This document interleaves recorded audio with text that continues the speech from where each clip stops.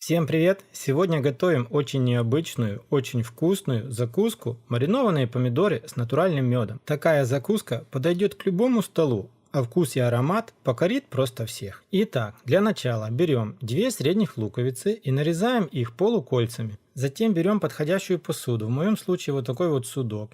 И одну луковицу, ту, что мы нарезали полукольцами, нужно выложить на дно, но вот эти все полукольца нужно разъединить, так, чтобы весь лук стал просто полосками.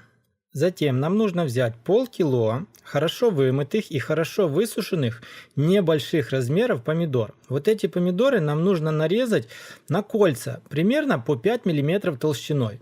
После того, как вы нарежете помидоры кольцами, их нужно хорошо аккуратно разложить поверху лука. И таким вот образом вам нужно будет нарезать, а затем разложить ровно половину помидор.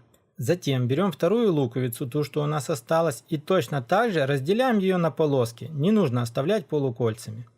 После того, как вы выложите лук, опять-таки оставшиеся помидоры точно так же нарезаем и точно так же все раскладываем.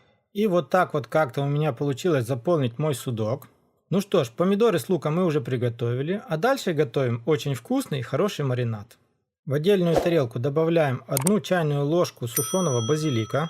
Затем нужно взять 3 зубчика чеснока и ножом хорошо измельчить. Ни в коем случае не пропускайте чеснок через чесночный пресс. Измельченный чеснок отправляем в тарелку, где будем готовить маринад. Сюда же добавляем немножко соли, вот так вот на кончике ножа. Отправляем в тарелку 1 чайную ложку натурального меда с горкой. И сюда же в тарелку нам нужно добавить свежевыжатого лимонного сока 2 столовые ложки, можно чуть больше. Затем добавляем 4-5 столовых ложек подсолнечного масла. И в самом конце еще добавляем чуть меньше, нежели пол чайной ложки красного молотого перца. Берем ложку, все хорошо перемешиваем до тех пор, пока не растворится мед.